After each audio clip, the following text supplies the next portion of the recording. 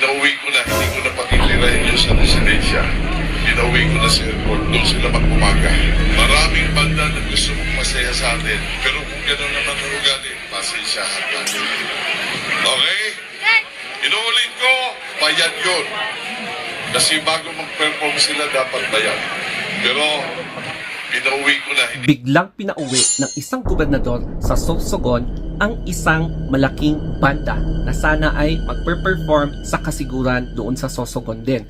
Matapos na hindi daw bumaba ng van, kaya nalungkot at nadismaya ang gobernador na ito. Kaya panoorin natin ang buong sinabi niya. Kaya sa mga nagdayo, tuloy natin ang kasayahan sa sa kasanggayahan. Okay? Okay? Sana naiintindihan nyo, hindi ko gusto to. Kaso, sinabi ko nga, attitude. Hindi na yun makakabalik sa Sorsogon, maniwala kayo sa akin. Ha? Maraming banda na gusto mong masaya sa atin. Pero kung gano'n naman ang ugali, pasensyahan natin. Okay? Inuulit ko, bayad yun.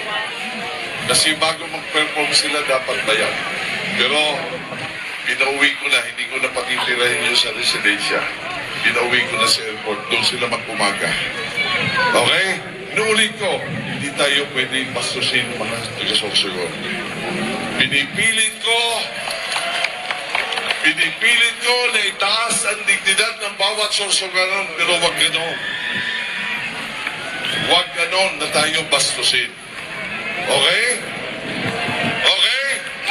Nagkakaisa tayo! Nagkakaisa tayo! Si Vice Ganda, pasasayahin kayo. At dadalhin ko rito si Sara Geronimo. Okay? Kasi ka lang. Dahil ka ng suicide bomber. Ha? Inuulit ko, humihingi ako ng paumanhin.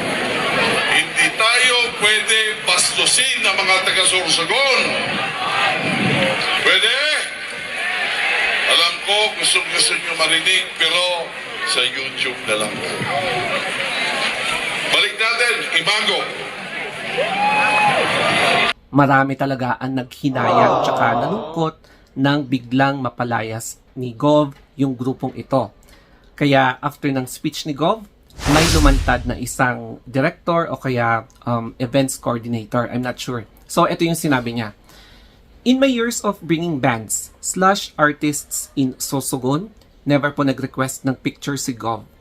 And I believe all the artists / bands na nakapunta sa Sorsogon can attest how considerate, kind, and generous si Gov is. Kaya naman I did everything to accommodate his very simple request couples of days before the event. Imago and I belong to the zoo and said no problem graciously. While this band has been my source of stress days before the event for this simple request. Hindi si masagot until nag-oo na sila 30 minutes before the event or before their set. The governor waited for them to arrive at the venue. Hindi sila bumababa ng van. In my years in the business, ngayon lang ako umiyak at nakikiusap na bumaba na sila for 2-minute picture.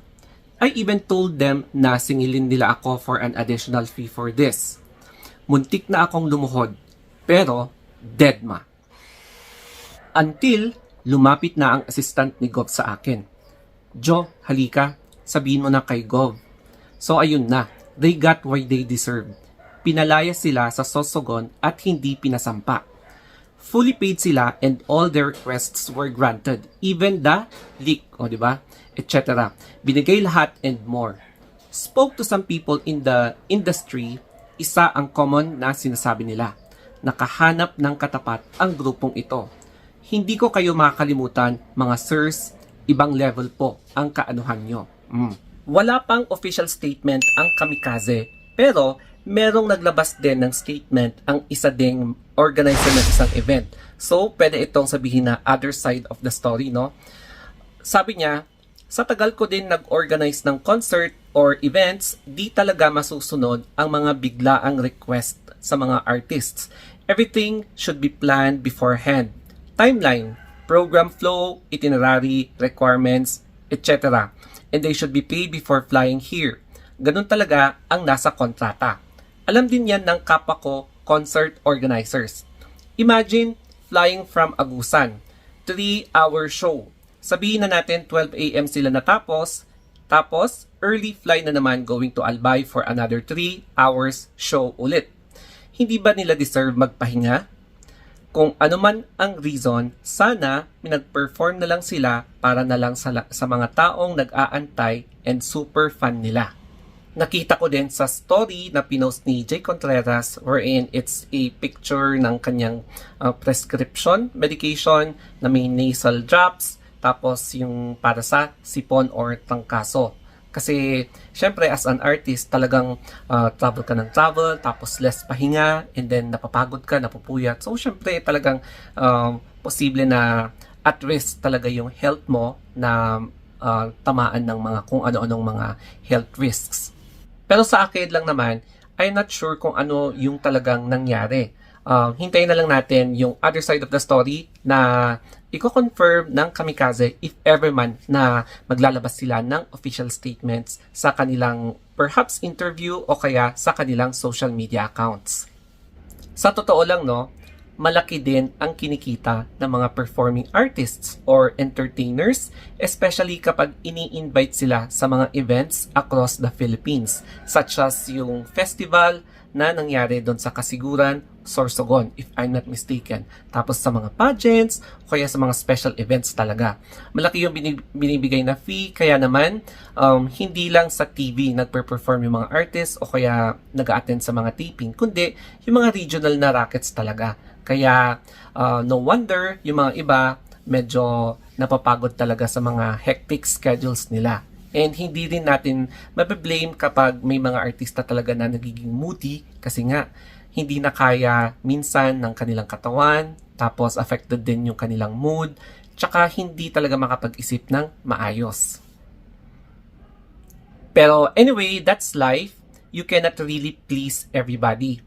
And sana yung misunderstanding na ito between kay Gov tsaka kay Kamikaze, sana maayos na din to para happy ang lahat, 'di ba? Kasi syempre mahirap kapag meron kang kinikimkim na sama ng loob, 'di ba?